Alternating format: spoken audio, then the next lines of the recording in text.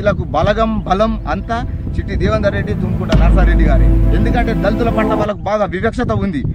అరే మీరు దళితులరా, మేము చెప్పింది మేము నడుస్తారా? ఇప్పుడు మా గవర్నమెంట్, అప్పుడు కూడా మాదే గవర్నమెంట్, ఇప్పుడు కూడా మేము చెప్పిన నాయకులు మాదే ఉంటారా?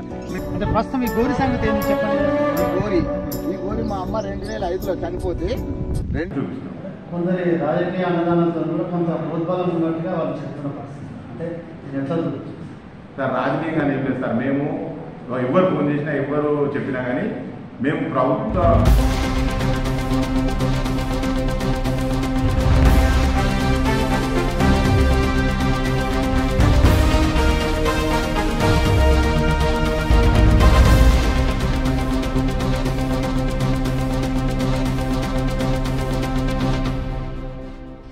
నమస్తే, welcome to DBC news Telugu. ప్రతి క్షణం ప్రజల పక్షం.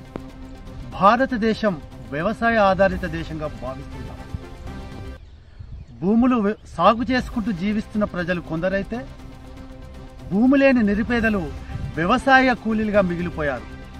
అప్పటి కేంద్ర రాష్ట్ర ప్రభుత్వాలు పేదలను ఉద్దేశించి వాళ్ళ జీవనం కొనసాగింపు విధంగా పేదలకు భూములు అలర్ట్ చేశాయి.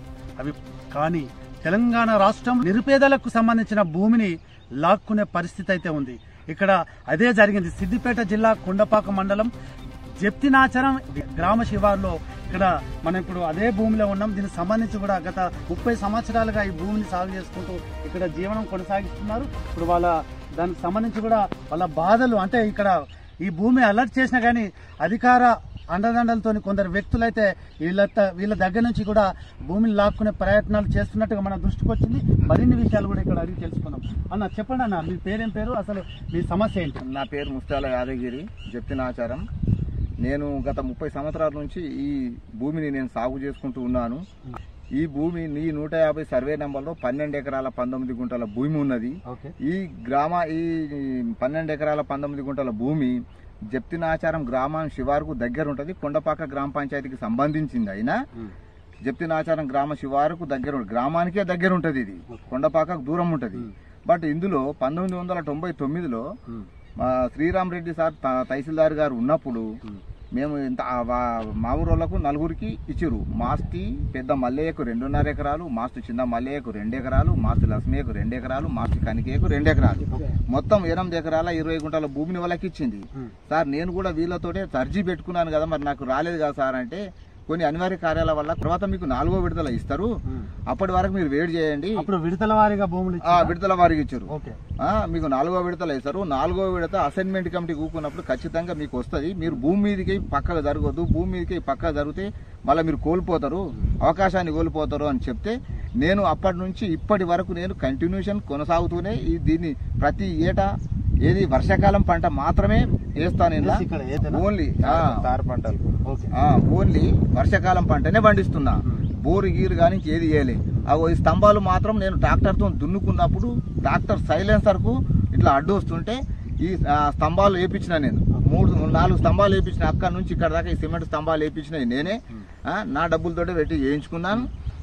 ఓన్లీ ప్రాబ్లం ఏంటి? ఇప్పుడు నీ జాగాలో నువ్వే ఉన్నావు కదా, ఇప్పుడు ప్రాబ్లం ఏంటి? నా జాగాలో నేనే ఉన్నా. 2014-15లో తెలంగాణ వచ్చిన తర్వాత కొంతమంది టీఆర్ఎస్ లీడర్లు ఎవరు, కొండపాక భానుచంద్ర గౌడు తన ఏం చేసిండు, ఈ భూమి మాకు కేటాయించాలని చెప్పి ఆయన కూడా అప్పుడు ఎప్పుడో అర్జీ పెట్టుకున్నాడట, నాకు తెలియదు. బట్ పెట్టుకొని మనకు అవసరం లేదు, నా 2 ఎకరాలలో నేనే దున్నుకుంటున్నా, మిగతా 2 ఎకరాలలో ఆయన అప్పట్లో హరితవనం పేరుతోటి కొన్ని చెట్లు పెట్టుకున్నా అని చెప్పి అంటున్నాడు. సరే హరితవనం కింద పెట్టుకున్నాడో ఎలా పెట్టుకున్నాడో నాకు హరితవనం పెట్టుకున్న భూములు ఇగో ఇవేనా, ఇదే కనిపిస్తున్నా ఈత మొక్కలు పెట్టుకున్నా అని చెప్పిండు. సరే అందులో ఏం పెట్టుకున్నా మనం ఏం అబ్జెక్షన్ చేయలేదు. ఇందులోనైతే పెట్టలేదు కదా, ఇందులో పెట్టలేదు కానీ అందులో ఇంకొక అతను కూడా ఉన్నాడు. ఎవరు జాలిగామ యాదగిరి అని చెప్పి ఆయన కూడా 1 ఎకరం దున్నుకున్నాడు. ఓన్లీ మేము దళితుడే, ఆయన కూడా దళితుడే, మాదిగా, నేను కూడా మాదిగానే. ఈ మా మాదిగలను బెదిరించి అక్రమంగా మా జాతిని దూరం కొట్టి మా జాగాను గుంజుకునే ప్రయత్నము చేయడానికి గల కారణము ఏది, మన డిసిసిబి చైర్మన్ చిట్టి దేవేందర్ రెడ్డి గారు అప్పుడు టీఆర్ఎస్ ప్రభుత్వంలో ఉన్నప్పుడు వాళ్ళతోటి మా మీదకి ఉసిగొల్పించి ప్రతి ఏటా నన్ను ఇబ్బంది పెడుతుండు. ఇప్పుడు కాంగ్రెస్ పార్టీలోకి వచ్చిండు, టీఆర్ఎస్ పార్టీ నుంచి కూడా కాంగ్రెస్ పార్టీలోకి వచ్చి కోవట్టు పనులు చేసుకుంటూ ఇవి టీఆర్ఎస్ వాళ్ళకు మద్దతు ఇస్తూ నన్ను ఈ రోజు నా పంటను 2 మాటల ధ్వంసం చేయించుండు. ఫస్ట్ సారి నేను కంది పంట వేసినప్పుడు ఏది 6 నెలల కంది పంట వేసినప్పుడు ఇప్పుడు ఇరిగిపోయినాక మళ్ళీ మొలిచిన మొక్క ఇది అది అప్పటికే ఇంతకంటే పెద్దగా అయింది. మొక్కలు పొడిగైన మొక్కను రొటివేటర్ తోటి మొత్తం దునిపించుండు, ఏది గమలలో దోలుకొప్పించి. ఆ తర్వాత నేను పోయి కలెక్టర్ గారికి ఫిర్యాదు చేసినాను. కలెక్టర్ గారికి నా పంట నష్టం చేసిన అని చెప్పి ఫిర్యాదు చేసిన. మేడం నేను ఎన్నోసార్లు నేను అర్జీ పెట్టుకున్నాను, నాకు ఇంకా పట్టా ఇవ్వలేదు, అర్జీ పెట్టుకున్నాను కానీ నాకు పట్టా ఇవ్వలేదు, జర ప్లీజ్ మేడం నా పరిస్థితి ఏంటని చెప్తే ఆమె నా ఫిర్యాదును మొత్తం పరిశీలించి చూసి వాళ్ళ సీసీ గారికి స్పెషల్గా చెప్పి ఎంఆర్ఓ గారికి చెప్తే ఎంఆర్ఓ గారు వచ్చారు. ఎంఆర్ఓ గారు ఫీల్డ్ మీదకి వచ్చారు. ఎంఆర్ఓ గారికి చెప్తే ఎంఆర్ఓకి రాశారు. మరి మేడం నా కంది పంట నష్టపోయింది ఎట్లా అంటే మీరు ఇమీడియట్లీ పోలీస్ స్టేషన్ కంప్లైంట్ చేయండి అంటే ఏసీపీ గారికి ఇచ్చినాం, గజ్వేల్ ఏసీపీ గారికి ఇచ్చినాం, ప్లస్ కుకునూరుపల్లి పోలీస్ స్టేషన్లో ఇచ్చినాము. ఇచ్చిన తెల్లారే ఎస్ఐ గారు ఇక్కడికి ఫీల్డ్ మీదకి వచ్చిర్రు. విషయం ఏందో పొజిషన్ ఎంక్వైరీ చేసుకున్నారు. పొజిషన్ ఎంక్వైరీలో చుట్టుపక్కల బాయి వాళ్ళు అందరు చెప్పారు నేను నేండ్ల నుంచి దున్నుకుంటున్నా అనే విషయం వాళ్ళందరూ చెప్పారు. నేను ఇక తంబాలి సాక్ష్యం చెప్పారు, క్లియర్ గా రాసుకున్నారు, సాక్ష్యం చెప్పారు. వాళ్ళు విన్నరు పోయారు. ఇదంతా లా అండ్ ఆర్డర్ ఇష్యూ అయ్యేటట్టు ఉన్నదని చెప్పి మీరు అందరు సాయంత్రం 5 గంటలకు పోలీస్ స్టేషన్ రండి అని చెప్పి వాళ్ళను చెప్పారు. ఎందుకంటే లా అండ్ ఆర్డర్ ఎట్లా విషయం అయితే వీళ్ళు సాక్ష్యం చెప్తుంటే ఈ గమ్లోళ్ళు వాళ్ళని బెదిరిస్తారు. అంటే ఇది ప్రభుత్వ భూమి గౌడ్స్ బెదిరించడానికి కారణం ఏంటి? మా ఊరు శివారు జాగా నువ్వెట్లా దున్నుతావు అంటే మా ఊరు శివారు, సరే వాళ్ళ ఊరు శివారే కావచ్చు కానీ నేను వాళ్ళ ఊరు కొండపాక. పక్కది మీది జప్తినాచారం కదా, మీది జప్తినాచారం ఊరుకు దగ్గర ఉంటది. ఇది వాళ్ళ ఊరు చాలా దూరం ఉంటది, అంటే దాదాపు 2 కిలోమీటర్లు ఉంటది. మాకు భూములు అటు ఇటు కలుస్తుంటాయి అంతే వచ్చింది పరిస్థితి. అందుకు కాబట్టి నేనేం చెప్తున్నా, నా భూమి నాకు కావాలి. ఎస్ఐ గారు వచ్చారు, విజిట్ చేసుకున్నారు. ఎంఆర్ఓ గారు వాళ్ళ సిబ్బందిని దోలి మొత్తం సర్వే చేపించి కూడా నెల అవుతుంది. వాళ్ళు సర్వే చేపించిన తర్వాత సర్వే చేపించిన తర్వాత వాళ్ళు ఏం చెప్పారు, మీరు దున్నుకున్న దాంట్లో భూభారతి జరిగింది. అయితే మీరు దున్నుకున్న దాంట్లో గమలోళ్ళు రావద్దు, గమలోళ్ళు చెట్లు పెట్టుకున్న దాంట్లో మీరు పోవద్దు, మేము రిపోర్ట్ ఇచ్చేదాకా అని చెప్పిపోయారు. సరే ఓకే అని ఊకున్నాము. వాళ్ళ దాంట్లో ఓలేదు. ఈ కంది నష్టం జరిగింది కాబట్టి కాలం ఇదే వెళ్ళి సమయం గడిచిపోతుందని చెప్పి మొన్న వచ్చిన వర్షాలకు మళ్ళీ నేను ఇగో పెసరేస్తే మళ్ళీ ఇంతవరకు మొలిచింది. పూతకు వచ్చిన పెసరు ఇది. నిన్న అడిధర్మి చేసి అధర్మంగా వాళ్ళు ఏది గమలోళ్ళు అందరు వచ్చి ఒక సుమారు 10 మంది దాకా ఉండొచ్చు. వీళ్ళందరినీ అమ్మటి భానుచంద్ర గౌడ్, సింగాటం రాములు, వాళ్ళు ఇంకొక 10 మంది 5-6 తీసుకొని వచ్చి బలవంతంగా రొటివేటర్ చేసి నా పంట నష్టం చేశారు. దీనిపై ఇంతకు ముందే కంది నష్టం చేసినప్పుడు కంప్లైంట్ ఇంకా రేపు ఇయ్యాల చేస్తా. నిన్న ఇంతకుముందు కంది నష్టం చేసినప్పుడు ఫిర్యాదు చేసినప్పుడు ఫీల్డ్ మీదకి వచ్చి విజిట్ చేసుకొని పోయిండు. దాని మీద ఎస్ఐ గారు ఇప్పటి వరకు ఎలాంటి చర్యలు కూడా తీసుకోలేదు. ఇది లేక అయితే ఈయన కాంగ్రెస్ పార్టీలో ఉంటూ టీఆర్ఎస్ పార్టీకి కోవర్డ్గా పనిచేస్తున్నాడు. దీనికి మద్దతుగా మన డిసిసి చైర్మన్, మన కాంగ్రెస్ పార్టీ డిసిసి అధ్యక్షుడు తుమ్ముకుంట నర్సారెడ్డి అధ్యక్షుడు తుమ్ముకుంట నర్సారెడ్డి గారు కూడా వీళ్ళకు మద్దతుగా వీళ్ళకు బలం అంతా చిట్టి దేవేందర్ రెడ్డి, తుమ్ముకుంట నర్సారెడ్డి గారే. ఎందుకంటే దళితుల పట్ల వాళ్ళకు బాగా వివక్షత ఉండి మమ్మల్ని మొత్తం అనగదొక్కాలని చూస్తున్నారు. అటు రాజకీయ నాయకుల్ని కానీ ఇటు పేదల్ని కానీ ఎవరు ఏ రకంగా మనం చేసినా కానీ మమ్మల్ని మాత్రం దళితులను పైకి ఎదగకుండా చేసేది మాత్రం ఈ ఇద్దరు మాత్రమే ఈ గజ్వేలి కాన్స్టిట్యూన్సీ. ఒక విషయం ఏంటంటే ఇప్పుడు ప్రభుత్వము సరే ఇది ప్రభుత్వ భూమి అంతే కదా, ఇప్పుడు ఇది పేదల కోసం ముదిరాజుకు సంబంధించిన వ్యక్తులు గతంలో అలర్ట్ చేశారు. మీరు కూడా అర్జీ పెట్టుకున్నారు. 4వ విడతలో వస్తుందని చెప్పారు. గత 30 సంవత్సరాలుగా దాదాపు దున్నుకుంటున్నారు. కానీ ఇక్కడ గౌడ్స్ వాళ్ళు ఇక్కడ చెట్లు నాటడానికి గల కారణం ప్రభుత్వ భూమి. మిగులు భూమి ప్రభుత్వ భూమి. అయితే ఇది 12 ఎకరాల 19 గుంటలలో 8.5 ఎకరాలు పోతే 3 ఎకరాల 39 గుంటలలో మిగులు భూమి. ఈ మిగులు భూమిని ఇప్పుడు గౌడ్స్ వచ్చి మిగులు భూమిలో నేను గత 99 నుంచే నేను దీంట్లో సాగు చేస్తున్నా. మధ్యలో వీళ్ళు 2014-15లో వచ్చి 2016లో హరితవనం పేరుతోటి వీళ్ళు చెట్లు పొక్కలు దించుకొని వాళ్ళు ప్లాంటేషన్ వాళ్ళ సొంత డబ్బులతో ప్లాంటేషన్ చేయించుకున్నారు. అది అంటే దీని వెనుక ఏముంది? హరితవనం, ఈత చెట్లు పెంపడం ఉపాధిలో భాగంగానేనా? వాళ్ళ ఉపాధి ఎక్కడ ఊర్లో 5 6 కంటే ఎక్కువ తాళెక్కేటోళ్ళు లేరు, ఈదులు గీసేటోళ్ళు లేరు.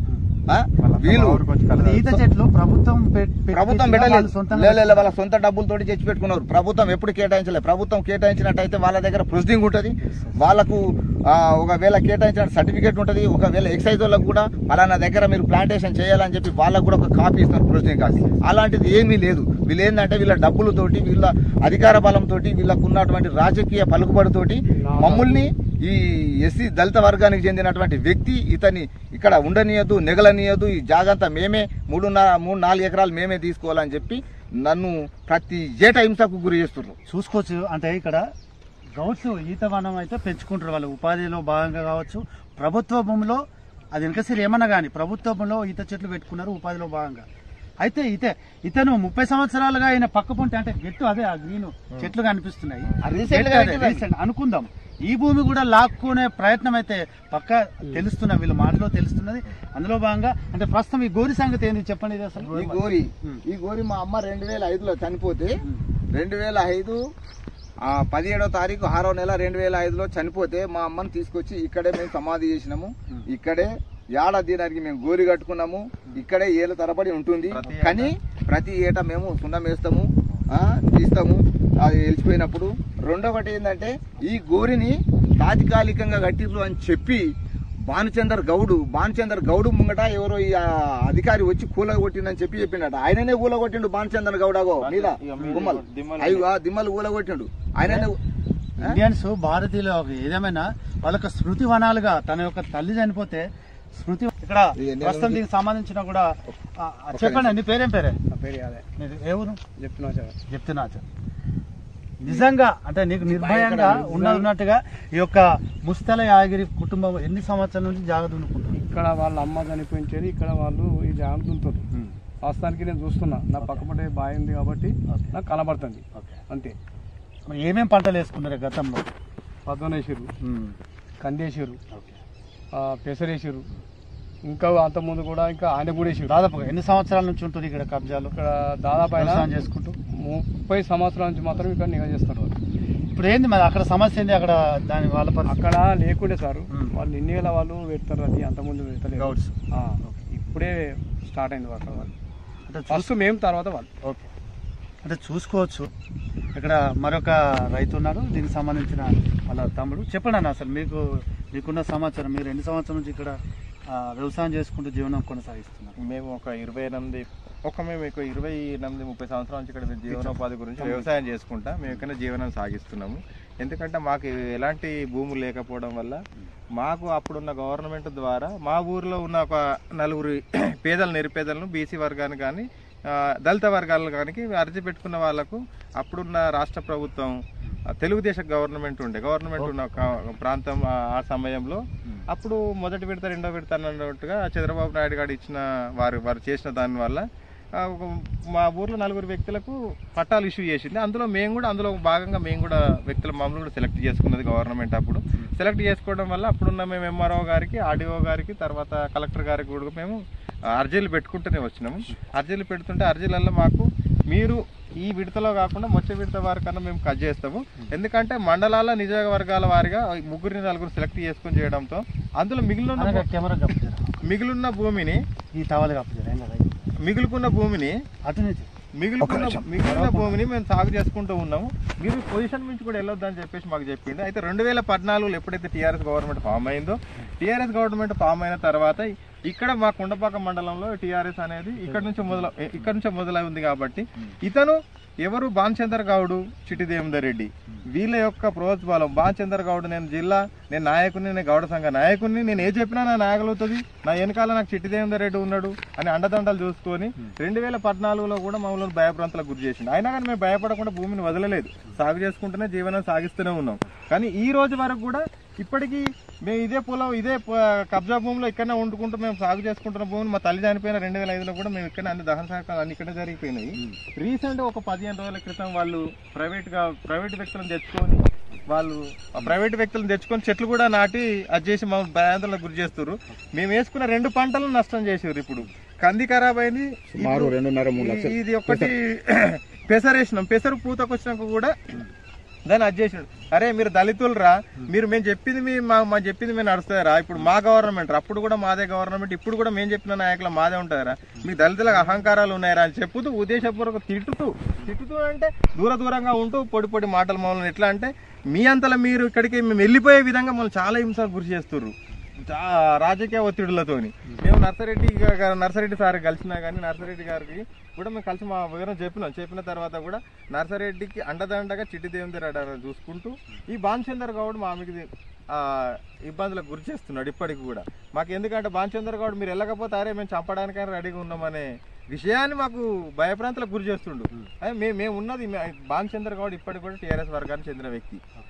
ఈ చిట్టి దేవేందర్ రెడ్డి అన్న మొదటిదాకా టీఆర్ఎస్ లో పనిచేసిన వ్యక్తి. చిట్టి దేవేందర్ రెడ్డి గారు కూడా ఇప్పుడు మళ్ళీ కాంగ్రెస్ లోకి వచ్చి పనిచేసుకుంటూ వాళ్ళకు చేరవేయాల్సినది టీఆర్ఎస్ వర్గాల నుంచే మళ్ళీ వాళ్ళకి మద్దతుగా మాకు అది చేస్తూ దళితులను ఇక్కడికి ఎల్లగొట్టే విధంగా ప్రయత్నాలు చేస్తున్నారు.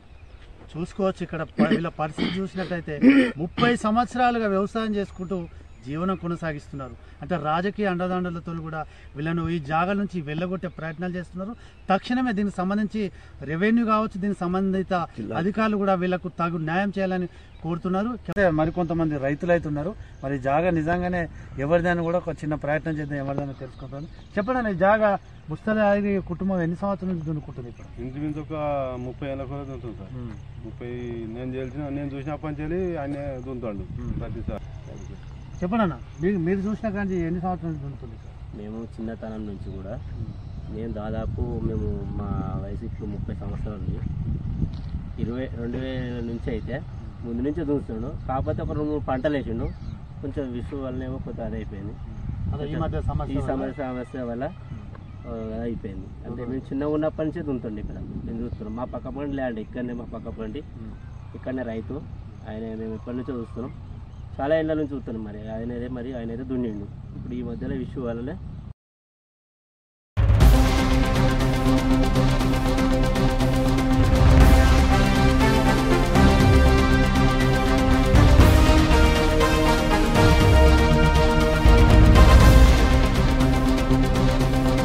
ఎంఆర్ఓ ఎర్రోళ్ళ శ్యామ్ సార్ దగ్గర ఉన్నాము. 150 సంబంధించిన భూమి వివాదం అయితే కొనసాగుతున్న విషయం తెలిస్తే దానికి సంబంధించి పూర్తి వివరాలు సార్ చెప్పండి సార్. అంటే 150 సర్వేలో మిగులు ఎంత ఉంది సార్ ప్రభుత్వం? సార్ నమస్కారం, నా పేరు శ్యామ్ అండి, తహసీల్దార్ కొండపాక. సర్వే నెంబర్ 150 మొత్తము 12 ఎకరాల భూమి. దాంట్లో 8 ఎకరాల గుంట అసైన్మెంట్ అయిపోయింది. 3 ఎకరాల 39 గుంటలు ఇప్పుడు మిగిలి భూమిగా మన రెవెన్యూ రికార్డులో కనబడుతున్నది. కానీ ఫీల్డ్ మీద మాత్రము మన ఎక్సైజ్ డిపార్ట్మెంట్ వాళ్ళు వచ్చి కొన్ని ఈత మొక్కలు అంటారు. ఇంతకుముందు గత ప్రభుత్వంలో అది దాదాపు 2 ఎకరాల 30 గుంటల వరకు ఈత మొక్కలు ఉంటాయి. ఇంకో 1 ఎకరా 20 గుంటలు ప్రస్తుతం పడావ ఉంది. దాన్ని జప్తినాచారం సంబంధించిన ఒక వ్యక్తి, అందరూ లీగలే ఉన్నారు. దాంట్లో చెట్లు మాత్రం డిపార్ట్మెంట్ నాటింది. వాళ్ళు మొన్న ఫస్ట్ కల్టివేషన్ చేసారు. దాని మీద మేము కంప్లైంట్ ఇచ్చారు. వీళ్ళు గౌరవ కులస్తులు కంప్లైంట్ ఇస్తే అది ఆగిపోయింది. కాబట్టి ఎవరు పోవద్దు, అక్కడ ప్రభుత్వ భూమి అని బోర్డు కూడా మేము రేపు పాస్తాం అక్కడ. కాబట్టి ఇది తెలియజేయాలి సార్. అంటే గతంలో వాళ్ళు అంటే గౌరవకు సంబంధించిన వ్యక్తులైతే ఎస్సీ సామాజిక వర్గాల వ్యక్తుల మీద కొంచెం దాడిగా వ్యవహరిస్తున్న పరిస్థితి వాళ్ళు ఇంతమంది ఫీల్డ్లో వాయిస్ తీసుకుంటే వాళ్ళు చెప్తున్నారు. అంటే కేసు కూడా పెట్టినప్పుడు బిల్లు మీద ఎస్ఐ కావచ్చు, ఏసీ కూడా కంప్లైంట్ చేసి కలెక్టర్ కూడా ఫిర్యాదు చేసినట్టు కూడా మా దృష్టి. అంటే దీన్ని ఎట్లా సార్ ఇప్పుడు అక్కడ ఫీల్డ్ మీద జరిగేది మాత్రం మేము చూడలేదు. ఎందుకంటే మేము వీళ్ళు ఆయన పంటను నష్టపోయిందని ఎస్సీ కులస్తుడు ఆయన ఇచ్చిన పోలీస్ స్టేషన్లో కేసు ఇచ్చిందని మాకు కూడా తెలిపారు. దాని మీద మాకు ఎస్ఐ లెటర్ రాశారు, ఎంక్వైరీ చేసి రిపోర్ట్ ఇవ్వండి సార్, అది ఏ భూమి ఎవరికి సంబంధించిందని అడిగారు. కానీ దాంట్లో భాగంగా నేను గిరిదవారికి మా సర్వేని పంపిన, ఫీల్డ్ ఎంక్వైరీ చేశారు. ఆ ఫీల్డ్ ఎంక్వైరీ రిపోర్ట్ మనకు పెండింగ్లో ఉంది సార్. అది రాగానే మేము పూర్తి వివరణ ఇస్తాము. కానీ అది ప్రస్తుతానికైతే ప్రభుత్వ రికార్డులో ప్రభుత్వ భూమి మాత్రమే ఉంది, ఎవరికి అలాట్మెంట్ చేయలేదు. కాబట్టి మేము కలెక్టర్ గారికి పంపినాక పై ఆర్డర్ల కలెక్టర్ నుంచి వచ్చిన సూచన ప్రకారం మళ్ళీ మీకు యాక్షన్ చూపిస్తాం. కొందరి రాజకీయ అన్నదానంతో కూడా కొంత ప్రోద్బలం ఉన్నట్టుగా వాళ్ళు చెప్తున్న పరిస్థితి. అంటే ఎట్లా సార్ రాజకీయంగా ఏం లేదు సార్. మేము ఎవరు ఫోన్ చేసినా ఎవరు చెప్పినా కానీ మేము ప్రభుత్వ ఆర్డర్ సూచనల ప్రకారం ప్రభుత్వ ఉత్తర్వుల ప్రకారము పై అధికారులకు తెలిపి వాళ్ళ ఇచ్చే సూచనల మేరకు మేము యాక్షన్ తీసుకుంటాం. అంతేగాని ఏ రాజకీయ ఒత్తిడి లోన్ అయ్యేవారిని ఒకరు నష్టం చేసేది లాభం చేసేది అలాంటిది ఏమి ఉండదు. మేము మాత్రం రూల్ ప్రకారము రిపోర్ట్ ఇస్తాం, రూల్ ప్రకారం యాక్షన్ తీసుకుంటాం. అంటే ఇక్కడనే కావచ్చు, కొండపాలనే కాకుండా సార్ రాష్ట్ర వ్యాప్తంగా కావచ్చు, వివిధ జిల్లాలు దళితులు దాదాపుగా ఒక 20-30 సంవత్సరాలుగా అంటే వ్యవసాయం వర్షాధార పంటలో భాగంగా వ్యవసాయం చేసుకుంటూ జీవనోపాధి అయితే గడుపుతున్నారు. ఇక్కడ ముస్తాల యాదగిరి కూడా దాదాపు అక్కడ అమ్మ వాళ్ళ సమాజం కూడా అక్కడ వచ్చింది. మేము పిల్లలు చుట్టుపక్కల రైతులను కూడా కొంత ఎంక్వైరీ చేస్తే దాదాపు 20-30 సంవత్సరాలుగా వాళ్ళే సాగు చేసుకున్నట్టుగా వాళ్ళు మాకైతే వీడియోలో సాక్ష్యంగా చెప్తున్నారు.